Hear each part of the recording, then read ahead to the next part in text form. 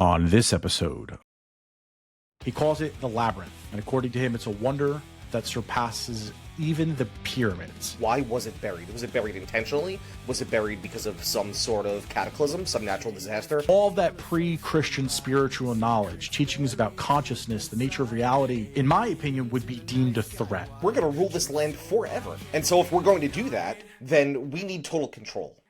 Raise your glass to mysteries, cocktails and conspiracies.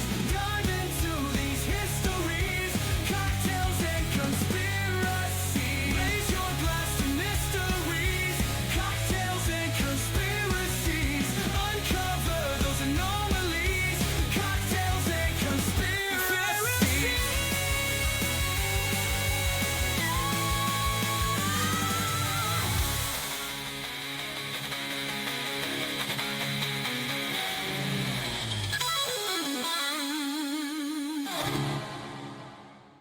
Is your website still stuck in 2009, or worse, built by your cousin's friend who kind of knows WordPress? No! God, please, no! It's time for an upgrade. At sfx.com, we specialize in custom web design, SEO, and full-service IT solutions tailored for small businesses that are ready to scale. Whether you're just starting out or reinventing your brand, the team at sfx.com brings strategy, style, and serious tech skills to every project. Visit s-fx.com today, where small businesses get big solutions. Visit s-fx.com today. Imagine a structure so vast, the ancient Greeks called it greater than the pyramids.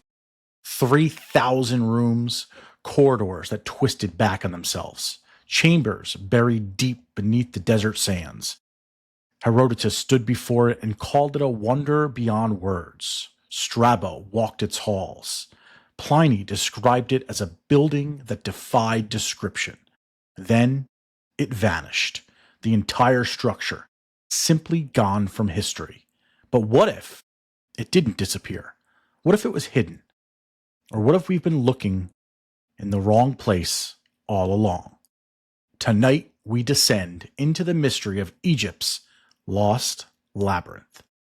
Good morning, good evening, wherever you may be, whether you're tuning in across the nation or around the world. My name is Shane Squarick, here with my co-host, the Pharaoh of the Philosophical, Mr. Phillips. We are your conspiracy realists, back again with another episode of Cocktails and Conspiracies. Cheers, little mister. Sláinte. You know, I was looking forward to whatever wacky name you're going to give me. I really thought that went through a lot tonight. I thought that would be a good one, a little mix it up. The Maestro of Mystery has been a little played out. I've been using it so many times, but it comes to my head so easily. So tonight, you are the Pharaoh of the Philosophical. And stay tuned for more alliteration when you like and subscribe to our channel on all your favorite platforms. Well, quite apropos. Quite apropos.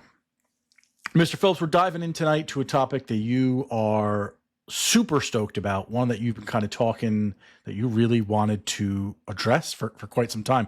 You're all into the ancient architecture, I think, overall. So anything along this realm is right up your alley. I am just balls deep in ancient civilizations and lost ancient technology. I just find it so fascinating. There's just, like, we have more evidence, or at least findings that support that than I feel like most other, mysteries, if you will, that at least that we cover. And that's what really just gets the juices flowing, baby. That's what gets me going. I like it a lot in general, in concept. My issue with it is that it feels like the answers are a fingertip away. Like we could just go and get the answers and we don't. And that's always the thing that bothers me about it, and why sometimes I find myself almost giving up on them a little bit, because it's just like, and we'll dive into this more today, but it's just like, just dig, right? Just excavate, right? Just do it, right? We have the technology at our hands to do this stuff, and we never do, and that bothers the hell out of me. So, especially when it comes to Egypt, right? Like, I mean, we've talked a lot about many different types of ancient sites, But the big mystery, the one that we always find ourselves coming back to, is Egypt, right? Yeah, And of course. and there just seems to be this mystery. Everything in Egypt seems to be shrouded in mystery, right? Like it seems like they just don't want information getting out there for whatever reason, and we could speculate on what that may or may not be, but you're right, it does kind of drive you nuts. And I found myself even just doing some research, brushing up on what we're going to talk about tonight, and I was getting frustrated. I'm like, but we could just fucking dig. Just fucking dig. How do you not want to know what's in there? It's Just do wild, it. man. It's wild. So let's set the stage here for our audience who don't exactly know what we're talking about. We are talking about one of the most documented vanishing acts in ancient history. It's not an obscure legend. There are multiple credible ancient historians that have all described the same structure, and then it just disappeared. So in the opening, I talked about Herodotus, and I'm probably going to pronounce all these names wrong, which is what the other part that I hate about ancient history is the names are so ludicrous and I can't ever get them right. Yeah. But you're going to be forgiving for me.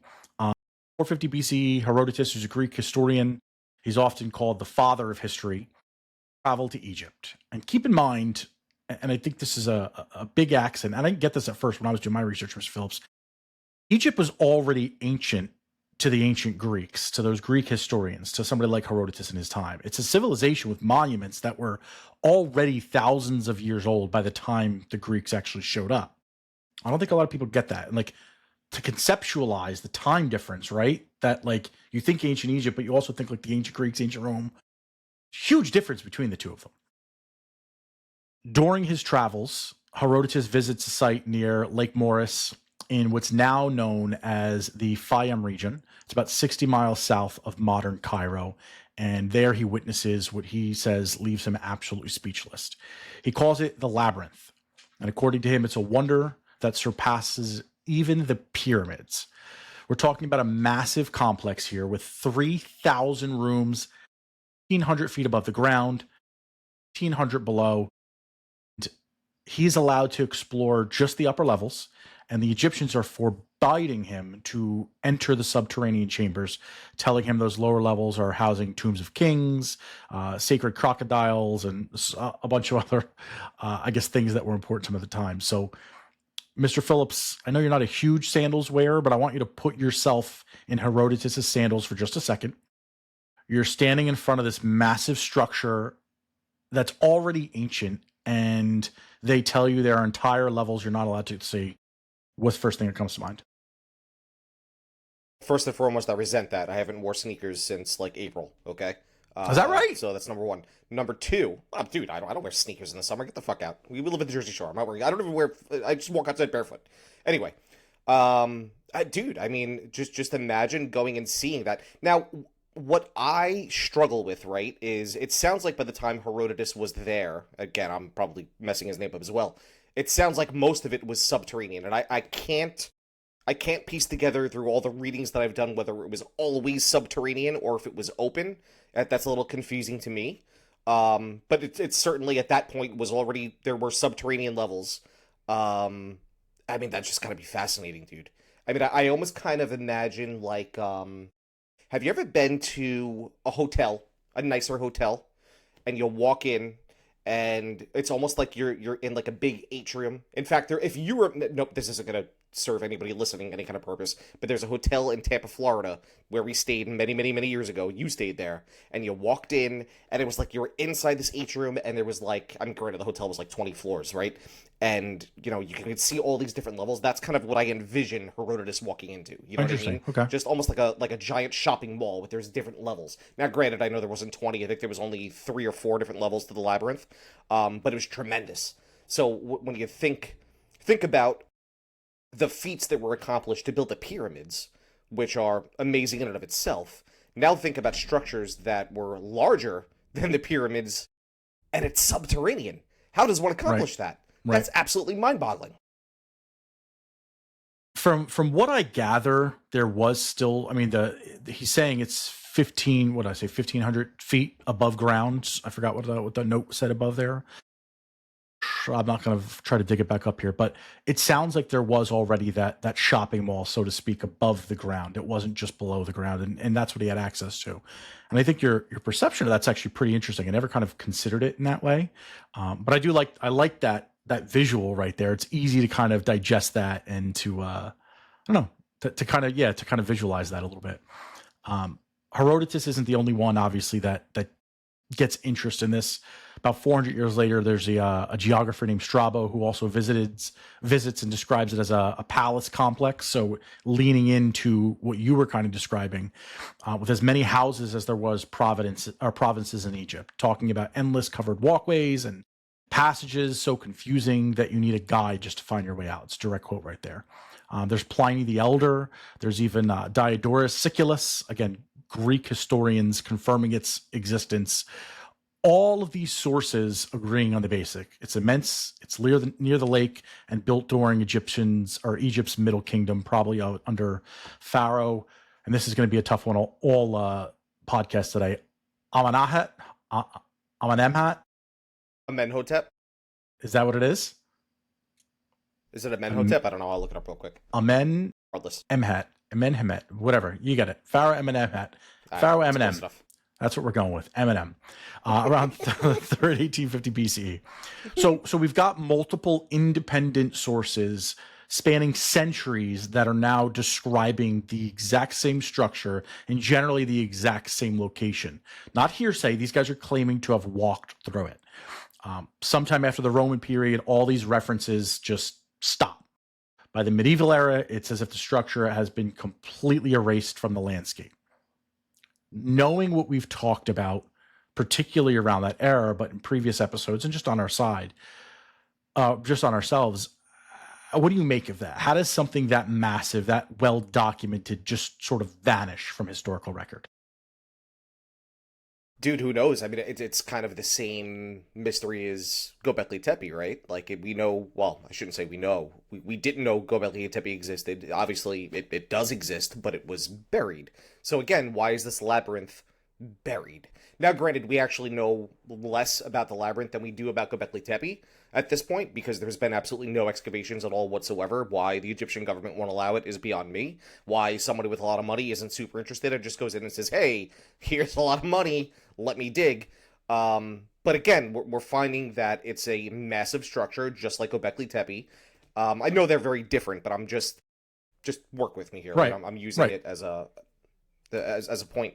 And it's buried. So why was it buried? Was it buried intentionally? Was it buried because of some sort of cataclysm, some natural disaster? I don't know.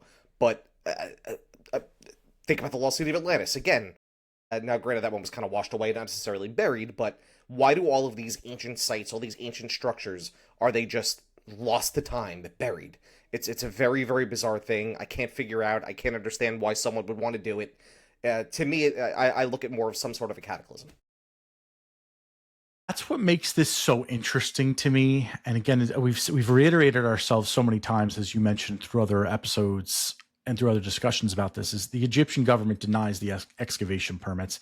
They cite structural instability, concerns about damaging other nearby sites.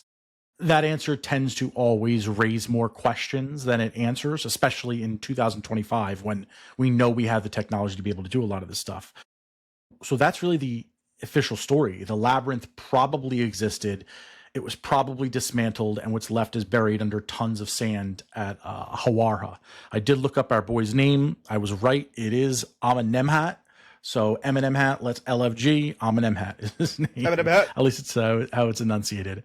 But this is where the conspiracies really kick off. And I wanted to give you all some background here because this is something that has been discovered in the past. I skipped over this note point, but in 1888, a British archaeologist named Flinders Petrie excavates the pyramid and starts to uncover it. And as recent as 2008, a Belgian Egyptian research team uses ground penetrating radar to confirm that they've detected this anomaly that aligns really well to this rectangular structure, this labyrinth here.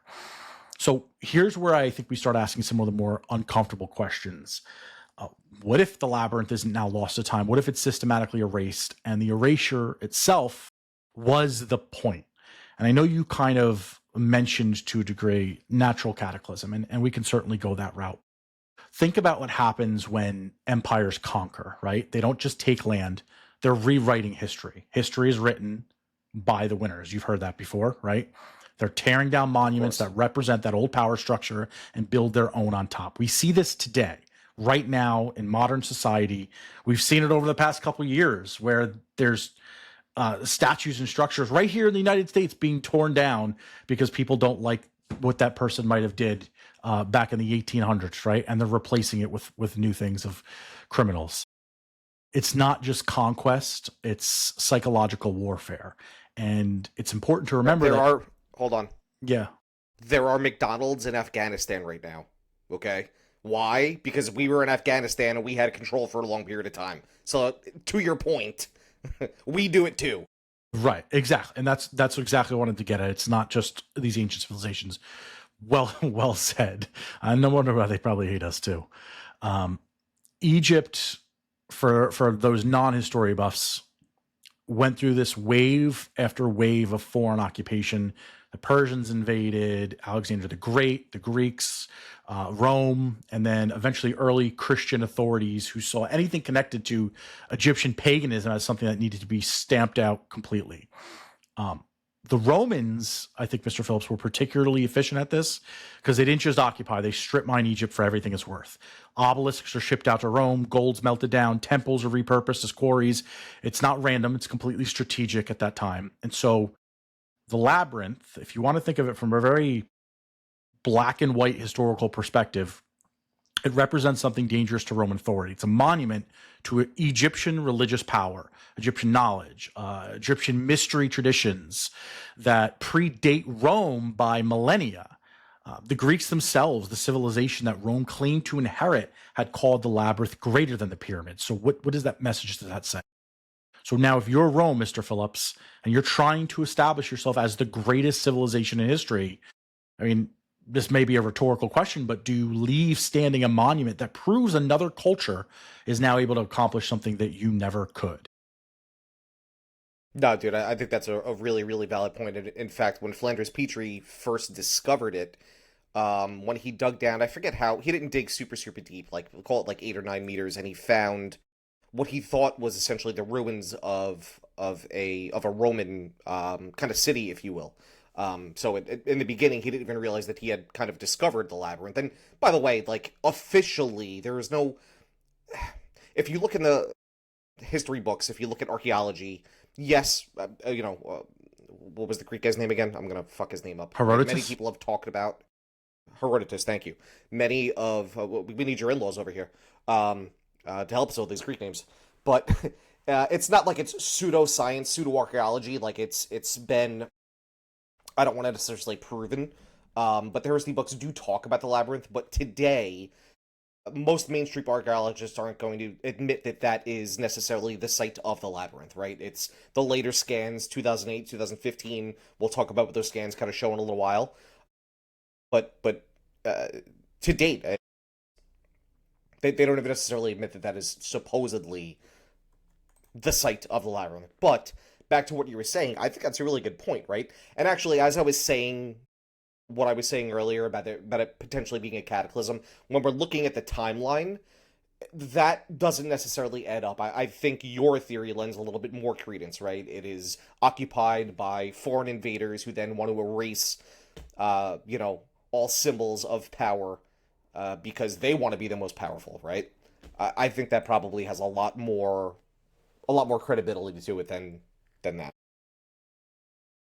We have evidence that this was deliberate. I mean, you talked about Flanders and what he discovered, but if you date back to, what was that other guy's name? Strabo, who's writing during that early Roman period. He notes in his account that the labyrinth is already damaged. Still functional, still impressive, but within a few centuries of that, it's now gone with no historical record. And you're not seeing medieval travelers from Arab nations mentioning it, no early Christian resources.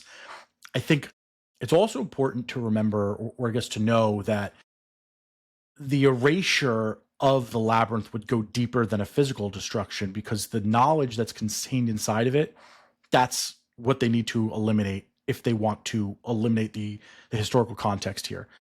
Ancient Egyptian temples weren't generally always buildings. They were universities, they were schools, repositories of astronomical data or medical knowledge, spiritual teachings. They're accumulated over thousands of years. Again, if you're buying into this. Libraries. Yes. Right. So when you have a labyrinth now that's speculated to have 3,000 rooms, they're going to house those libraries, those scriptoriums, those teaching chambers. And so if you have these early Christianity conquerors coming through Egypt, anything that's going to compete with that Christian doctrine is going to be deemed heretical, and they're going to walk in and they're going to burn that down, right? The mystery schools are going to shut down. The priests are going to be killed or forced to convert.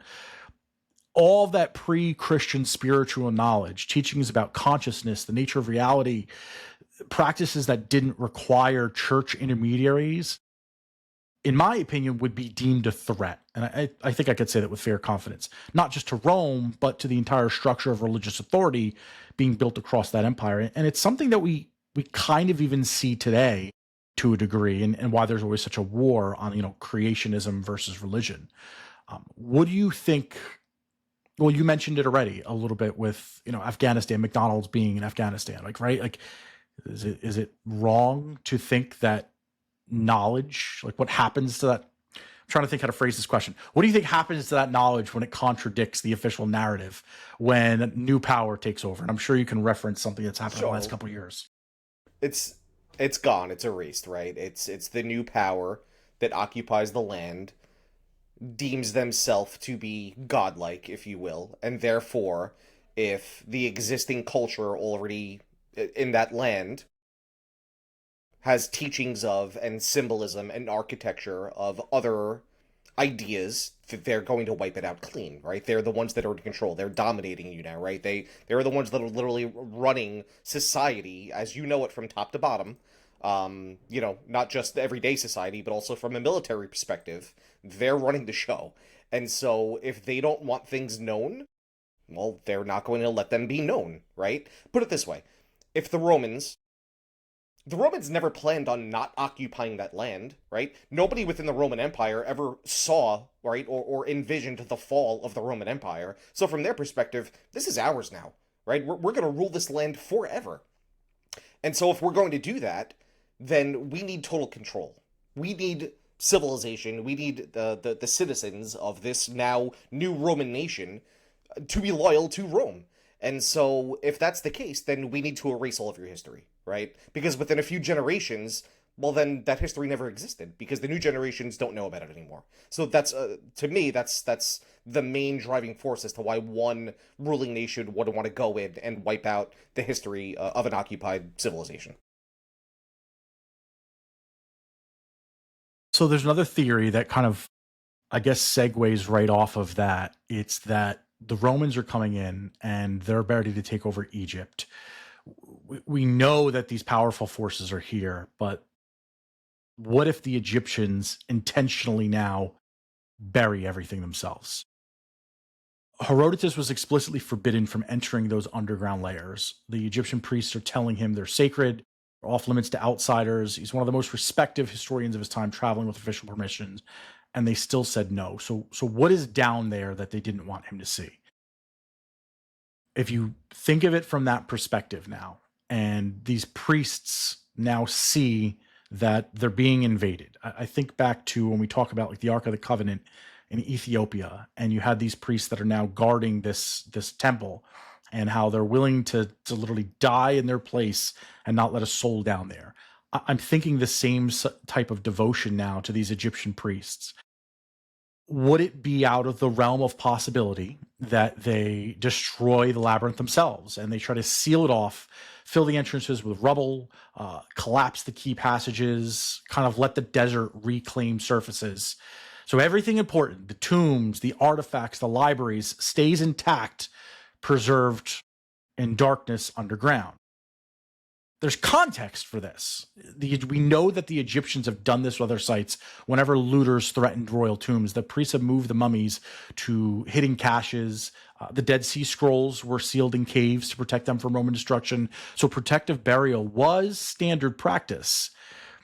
If you knew that your temples were about to be conquered and it took you centuries to accumulate them right there, would you trust those invaders to preserve it, especially at that particular time? Would you trust them right now to preserve it? Or would you hide No. or hide it? Dude, that's a really good point, right? If you had knowledge, because and granted, when we talk about knowledge, you could talk about many different things, books, physical material items, whatever it might be.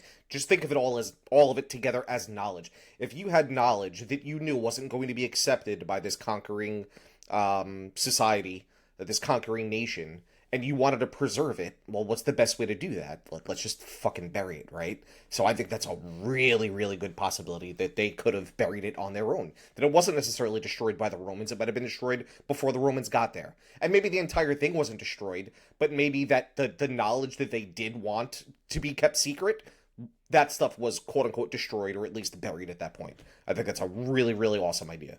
Well, that's where the 2008 ground penetrating radar becomes kind of crucial. That team, it's led by researchers Louis Decourtier and Sakuji, pull that out of there, Yoshimura. They're not just detecting underground features. They're finding a massive rectangular structure with grid-like walls, with multiple chambers, and most importantly, hollow voids. So, we're not talking about solid rubble that's being collapsed from a building. If the Romans were to come in there and demolish everything, you would assume everything just sort of collapses on top of itself, right? There are hollow spaces. There are chambers. They have measurements and whatnot, but I don't think that really matters to the point of our discussion here. But when the Egyptian authorities are saying that even we have proof in the radar data that something is significant is being buried here, there's a complex that's matching these ancient descriptions. The Egyptians are saying that there's structural instability, there's concerns about damaging the nearby sites, and so forth. Does that explanation make sense to you? If you have a radar that's showing these major archaeological discoveries, would you really care about the structural concerns? I mean, we're talking about the middle of the desert here, right? Like, what concerns do we possibly have? I'm not saying excavate the whole thing, as in Göbekli Tepe, you dig out a hole and you get down there because you are seeing, again, I emphasize the hollow void. And if you know where that is and you dig around that and you get yourself a tunnel into there, it would be no different than finding a pyramid, let's say, and getting inside of it and then exploring from there. Yeah, dude. I mean, my mind immediately goes to The Curse of Oak Island, which is one of my favorite shows. I mean, they dig and they take these caissons and they put these caissons deep into the ground that reinforces the surrounding ground around it and allows you to dig in the safest manner possible so that you're not disturbing and not destructing things around it, but you're still able to go and explore. Yeah, there's really no reason why there's no logical explanation from that perspective that the Egyptian authorities wouldn't allow whomever to go in and dig in this region, right? Do you think that Egypt is worried? Think about it this way. If the Egyptians were the ones that buried the labyrinth on purpose, do you think that they're still concerned today? Not necessarily about that knowledge getting out, but that they were almost going to be, for a lack of a better term, raped of that knowledge or pillaged, right? That whomever you're allowing in to go and excavate is then going to take it and claim it for their own. I know that sounds kind of silly, but Yeah. Do you think there's kind of concern from that perspective? Because I can't come up with any other reason off the top of my head why they wouldn't allow it. It just doesn't make sense to me. Yeah, I mean, it doesn't add up, right? 'Cause Egypt is excavating constantly. They've dug up the Valley of Kings, pyramids, countless tombs, temples. They know how to work around these structural challenges. Their entire culture in modern society is really built around it. They've got the expertise, they've got the funding, they've got the international support. I can't see a valid reason outside of the idea that there's sensitive information there. Is it too dangerous? I guess perspective, what is dangerous? There are so many myths that are associated to ancient Egypt that I guess we really don't know. And part of our whole journey, and even what you alluded to in the beginning, part of your whole interest in these ancient Egyptian cultures is the idea of these like super civilizations. And maybe there is knowledge, or maybe there was knowledge that was passed along that is basically saying that we can unlock the keys to all of this, or this is the actual history of Egypt. And maybe that changes the narrative a little bit. Maybe it says that Egypt was nothing. Maybe it just, there's nothing there, or the documentation that is there says they were like a little poor, shitholes, legacy of people, and all of the Egyptian pharaohs was just a big old made up story. And then obviously crushes the culture in Egypt and nobody really cares about them anymore. Maybe it's the opposite. Maybe there is some degree of power, but it's not something that can be harnessed by one subset of people. And when you open that up and you unlock that, that now basically gives up your keys to the kingdom, right? So I'm not suggesting that the people that are going in there and discovering it are taking the knowledge away, because maybe they can't hold it either. Because otherwise, if that were the case, I think the high ups on the political food chain would go do that. They have the manpower, they'll have the armor. I mean, they could have somebody dig in there, find Right. whatever artifact it is that can give them godly powers off that guy before he picks it up and then take it with him, right? So I don't think that would be motivation. But if there's something in there that can't necessarily be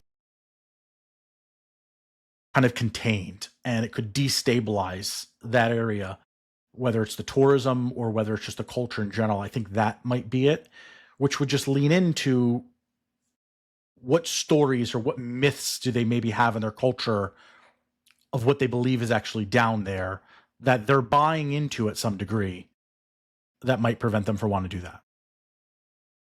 Yeah. Or is it A, valid, agreed, B, what if whomever built the labyrinth and whatever knowledge is hidden inside this labyrinth predates the dynastic Egyptians, right? Mhm. Because if you look at Egyptology, it's really, I mean, whether you're talking about the old or the newer kingdom, middle kingdom, it doesn't matter. It's irrelevant. Right. It's all dynastic Egypt, right? And so what if all of this predates all of that, and then you're kind of left with your pants down on your ankles again? We've had this conversation many times of, hey, we were wrong kind of about all of this because Right. you know, not that it, and it's kind of dumb because regardless of whether it was dynastic Egypt or it was prior, it was still fucking Egyptians were the ones who built it, right? Whoever Well, was there maybe in that not. land, there were still Maybe Egyptians. not. That's not Well, necessarily yeah, true. Correct, that could be. So But well, yes and no. If you're there and if you're in that land, you're a fucking Egyptian because that's where Egypt is, and so yeah, I mean, you know, it may not be Egyptians as you and I or the history books think of it right now, but you know, unless it's something wild like a non-human intelligence, they were fucking Egyptians who were building it. It's in Egypt. conquering people for sure. That's an interesting point, and it's actually something I saw on kind of a Reddit thread when I was doing a little bit of my research. Is it was a question, and I think it's really apropos for here. What if Egypt made a deal, formally or informally, to keep the labyrinth sealed? Who would you think would have the leverage to make that happen? And I want you to linger on that for a little bit, somewhat rhetorical, but I do want to bring that into a conversation. We already know with, I think, a high degree of certainty that the pyramids were there long before any Egyptian culture was ever there. I think that's almost an undisputable fact at this point, right? Where did they come from? What civilization did they come from? And if we start to subscribe to some of the ancient power plant theories or some of the conspiracies or off-kilter theories about what that time period was like way before the Egyptian period to have built these pyramids, any of them, the ancient astronaut theory, I guess specifically you could dive in. What could actually be housed down there? Could it be knowledge that is above this world and that they are tasked now to make sure that it doesn't get out? Could it be something worse? Could it be that somebody is trapped down there or something is trapped down there? How many horror movies have you seen, or like science fiction movies where, you know, they crack open something at the bottom of the ocean and it unleashes like some big massive disease? You know, superhero films are built on that all the Some time. kind of Pandora's box. Pandora's box. Yeah, it's a perfect term for it. Again, we're kind of going off the weird kilter here a little bit. That's, I guess, part of the fun of the show. But I think there's, when you start to look into the mystery school connections, the libraries, all the information that they would have down there, it's hard for me to buy into the fact that you'd have this labyrinth with 3,000 rooms and this whole underground city to teach, right? Unless you're teaching some sort of a high art. And if this information is that valuable, that it is this protected, I feel like it's got to be from some sort of a higher power, a higher order. So leaning in to this, going full conspiracy, because we've already crossed this bridge already, there is a claim that the labyrinth does go beyond this ancient knowledge of sealed chambers, And according to some researchers, when those ground penetrating studies were done, they detected something else inside that doesn't belong in any ancient Egyptian structure. What might that be, Mr. Phillips? Oh, baby, this is what got me hooked on this. This is So when what you you've think been of the wanting to word bring Tic up. Tac, when I say the word Tic Tac, what do you think of? Where does your mind go when I say Tic Tac? Like a small plastic case with little orange candies that you pop in your mouth and get fresh breath. Of course, and they're delicious. Now I want you to think back to 2000. Oh God, I don't know, when did Commander Fravor fly, and whenever that article was released, right? You My got me on mind that. goes directly to the Tic Tac UFO. To the Tic Tac Directly UFO. to the Tic Tac UFO. And so in 2015, in conjunction with some of the ground penetrating radar scans that you talked about, there's a company called Merlin Burrows. I hope I'm saying that correctly. They're a UK based company, and they conducted not radar. I'm sorry, Ground satellite penetrating radar. scans. Oh, satellite scans. Okay. So they use satellite scans, and these satellite scans, and I'll be completely honest, right? I looked at them. Granted, I don't work in that sector, so I don't see it. But apparently, these satellite scans show a 40-meter long metallic Tic Tac shaped object. And when I heard Tic Tac, I went, "Holy fucking shit, man! How cool would it be if there was a goddamn Tic Tac UFO buried in the labyrinth?" As soon as this is probably about a month and a half ago that I learned about that, I was like, "Holy shit, we got to talk about this right away!" And my mind just exploded. Granted, calm down. Let's take the temperature down. There's no evidence other than this scan, and the scan in and of itself is quite controversial. But man, oh man, is this a fun one! So what Tim's referencing is an episode of the Joe Rogan Experience. Ben Van Kerwick, I was like September 5th or so, early September. He's a researcher that focuses on ancient structures and anomalies. Not a guy that's like off the streets, friends with like a Graham Hancock, like of that same ilk. And so they discussed it on the Joe Rogan Experience back in September. They claim basically that during these subsurface imagings of the Hawara site, these scans are picking up this large elongated metal object that's buried deep within what we believe to be those the labyrinth's underground chambers that align to that 2008 scan. Not stone, it's not pottery, it's not anything you'd expect in a structure from 1850 BCE. It's metal, and not just any metal. It's a shape that doesn't match any Egyptian artifact. I know what your reaction is to that. I know why it's got you hooked on there. Ground penetrating radar, and I had to do a little bit of digging on this first. And magnetometry, it can distinguish between materials. Stone has a specific signature, soil has a specific signature, metal, especially refined metal, has a very distinct magnetic and conductivity signature. So I looked at the scans too. It's a little above my head, and so in my research, it was more of a quick video that was outlining it. I was going to bring it up here, but if you're not watching it, it's completely pointless for you if you're trying to listen to it. The long and short of it is almost a guarantee that what they found from these scans it clearly shows up as some sort of a metallic object on these scans. Like they know with a high degree of certainty it's not stone, it's not clay, it's not pots. So if these researchers are now detecting this large metallic object and it's Tic Tac shaped, elongated, I think they use the Tic Tac phrase intentionally there, with smooth edges, it's not irregular like a natural ore deposit.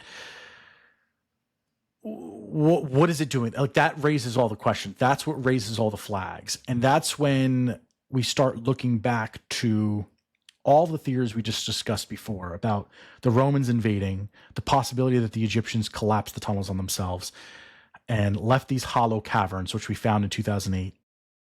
And then in 2015, we find this metal object that's sitting in there. I don't know that any of those has to be an exclusive answer to this problem. I don't know that they all couldn't be sort of a timeline of history of events. Am I making sense there, or am I going completely off the rails? No, I know what you mean. I think it's a valid point. I also, thinking of the possibility of there being a 40-meter long Tic Tac shaped metallic object buried deep in a labyrinth, which is very obscure in and of itself, in Egypt, is mind-blowing. But then I got to thinking, well, why would they not let Herodotus down there, right? Why would that be kept so secretive? And I'm not even saying that the Egyptians who built this labyrinth, who were guarding the labyrinth, who gave folks access or denied access to it, even necessarily knew what it was. But to them, it was something sacred, and I'll just use sacred, and you can extrapolate that term for what you want it to be. But it might have just been something sacred, and they just didn't want outsiders coming into contact with it, right? That doesn't mean that they knew what it was. It didn't mean that they knew that they had a UAP on their hands. I hate the term UAP. It's a UFO, goddammit. I always said I'd never say UAP. It's UFO. Here he is. They didn't know that they actually had a UFO down there. They just knew that it was something different, that it was sacred, and they didn't want it being touched. They didn't want the knowledge that it was out there. I think that's entirely plausible. That this is wild shit, dude. I don't know how this isn't like, especially in like the fringe. I hate using that term, but the counterculture, kind of groups that we follow. I don't know how this isn't major news. To me, this is absolutely mind blowing. You said something pretty interesting that I think resonates with me really well, is about it being just this like ancient relic that they found. We've heard about that in ancient. I mean, the Ark of the Covenant is probably the most prominent one. It's technology that they found. The Sumerians were always noted for talking about weapons of the gods. I think in Hindu culture, they talked about flying machines. Like, we've seen it throughout history. Mana, yep. Right. And so, wow, you really pulled that out of your ass. I don't know how you knew that out of the gate. Did you have that in front of you? No. I've just read Chariot of the Gods like 27 times. Okay. Well, there you go. That makes sense. So this isn't unusual to hear of an ancient culture finding some sort of ancient technology. And so even if we don't want to stretch our imagination that far and say that the aliens are the ones that came down here, ancient astronauts are the ones that came down here and set up this labyrinth, maybe they did stumble across it. Maybe they found something and they did build this monument around it, and then they were studying it. And it aligned to the fact that they found this power plant. Right. And that didn't resonate with me right out of the gate. In fact, what I really thought was that, all right, well, you have this ancient astronaut civilization that comes down, builds the pyramids, sets up all this stuff, has their technology, and they're teaching these people. But maybe it's not that. Maybe it is that is an ancient culture that did build those pyramids, and they left all this stuff behind. And in discovering this, the Egyptian people then discover more than what we know, and they build their monuments around it to protect it, because this could be some other tool towards their power source that would be, again, thinking that the pyramid was this ancient power structure. So, I think that's actually a fascinating and perhaps more likely scenario, especially if you start to think about the idea of civilization cycling through our planet, right? And not a lot of people subscribe to aliens coming down here and settling here, but I think the idea of other civilizations that have built up to the point of like super technology and then sort of destroying themselves is being more accepted or is more widely, because we're seeing it ourselves, where our technology is hitting a rapid pace and we can create a lot of problems for ourselves. And there's always, the threats and stuff that we have now anyway, but it's an interesting thought. So I hadn't even considered that. Ancient terrestrials. That's the word. Yeah. Oh, I like that one. Ancient terrestrials. Yeah, I think it is. It doesn't necessarily mean that the Egyptians had contact with some sort of non-human intelligence. It doesn't mean there were UFOs flying around Egypt. Directly, correct. It very well could be they just stumbled upon it. They were in awe by this. They considered it to be something sacred, and they built a massive complex around it because it was important to the culture at that point in time. It was important to their belief system. Maybe they thought it was a gift from the gods, whoever the gods may be. It very well could be something like that. That doesn't negate that, that doesn't mean that whatever it is isn't something of great significance, just because we can't prove that it does or doesn't do something. But it clearly was important to them. If it is actually there, right, it was important enough that they put it inside of this labyrinth, which we know was certainly no easy field to construct, and they felt that it was so important that they had to hide it. Well, we are the conspiracy realists here, so let's for a second put down the tinfoil hats. Let's look at it a little rationally here. Most straightforward explanation is that the labyrinth is Eminem's Amanaha. It's the third mortuary temple. Ancient writers, awed by its size, they're unfamiliar with Egyptian architecture. They're exaggerating the descriptions over centuries as stories go. Those exaggerates compound. It turns this large temple complex into this mythological wonder. The structure is then quarried by the Romans and early Islamic periods. Again, common fate for ancient monuments, and what's left is buried in rubble and sand. Radar scans come in 2008. They detect the remains of the temple, not an intact labyrinth. Metallic object is obviously the hardest one. Ground penetrating radar is imperfect. Readings can be misinterpreted. Geological features, modern debris, concentrations of metals can create those signatures that look artificial. It's hard to say one way or another. And without physical excavation, there's really no way to confirm or deny what is detected. So that goes back to the whole point of this, and really what we kicked this off with is like the frustration around it, because the refusal to even excavate just a small region of here, it's not sinister, but like, I don't know, it creates this level, like we have at our fingertips the opportunity to potentially learn something really wild, or maybe just disprove something altogether and kind of move forward.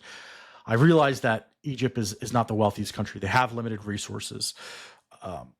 Thousands of sites over there are probably competing for attention. They're competing for funding. I'm sure that there are some legitimate structural concerns if you don't really know what the land is around there, and digging something that you're not fully familiar with could collapse existing monuments or collapse something you don't even know about. And then of course, you look at the political climate in Egypt, and it's a train wreck over there, right? It's a lot of nonsense.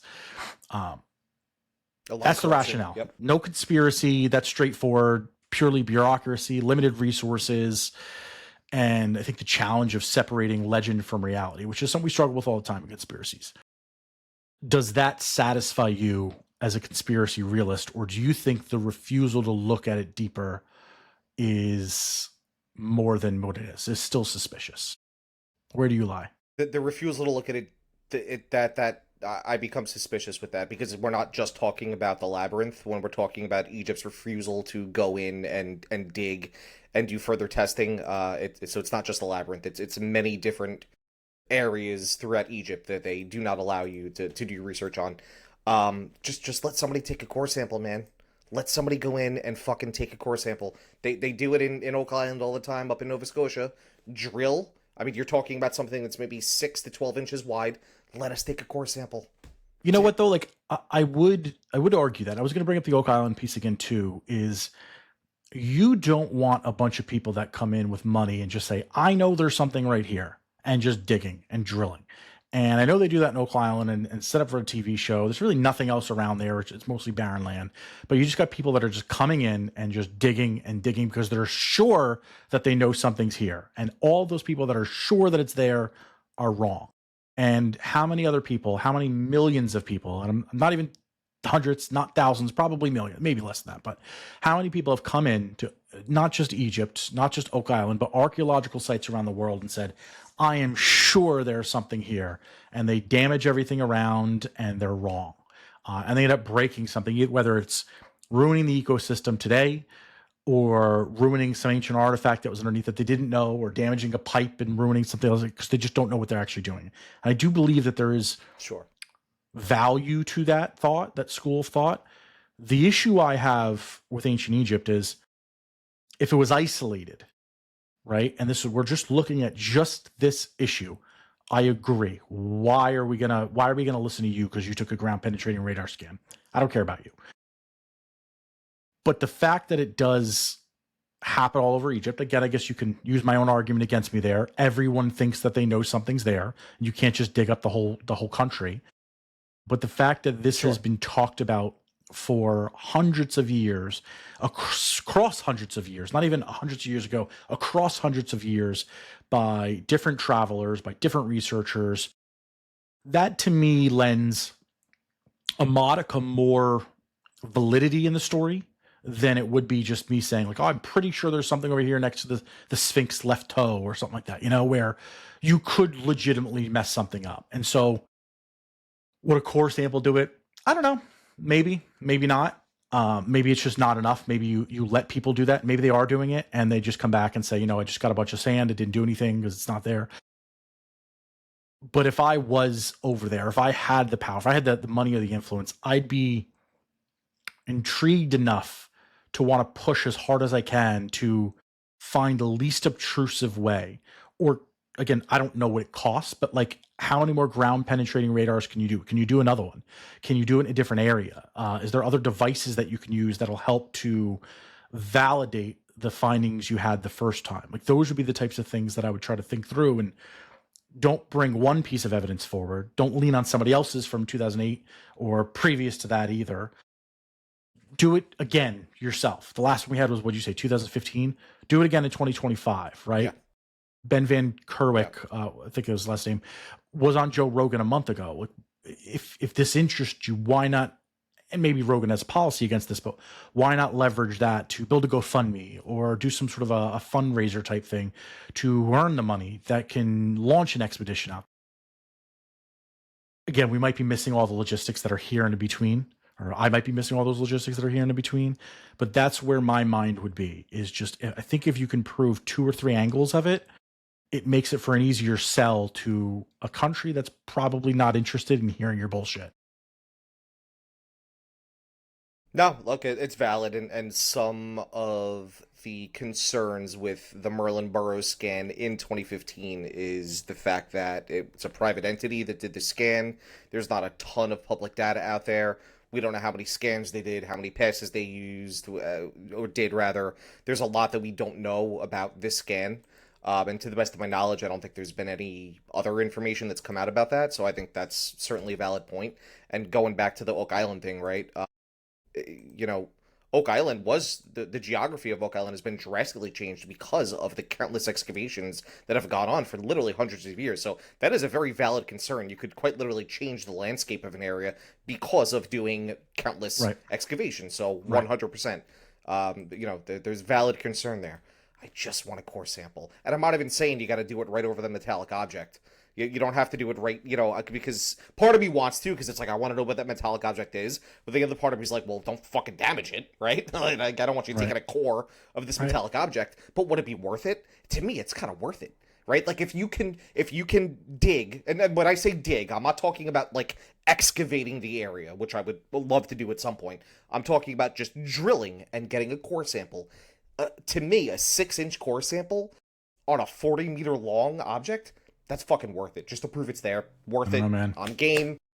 Elon, you're obsessed with Mars. You're obsessed with going to space. We have cool shit here on Earth. Fund it, dude. Fund it. How are you not excited about this? Get somebody in there to go talk to the people in Egypt and fucking dig, baby. Let's go.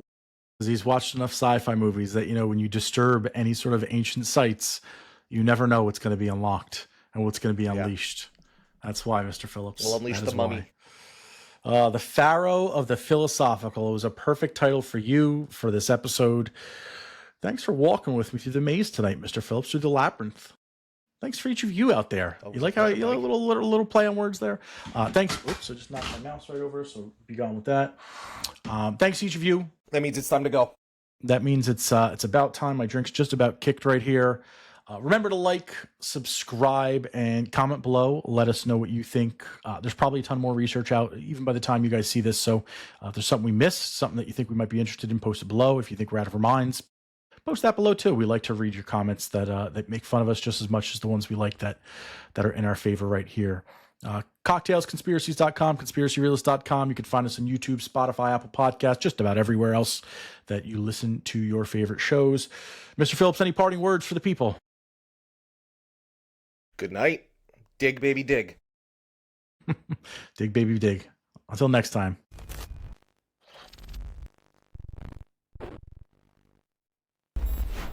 Tired of dragging around that clunky old grill to every tailgate or campsite? Hitchfire has your back. Literally. Their rugged hitch-mounted grills are built for adventure. Just swing it out, fire it up, and get cooking anywhere your vehicle takes you. and I've got a code to hook you up.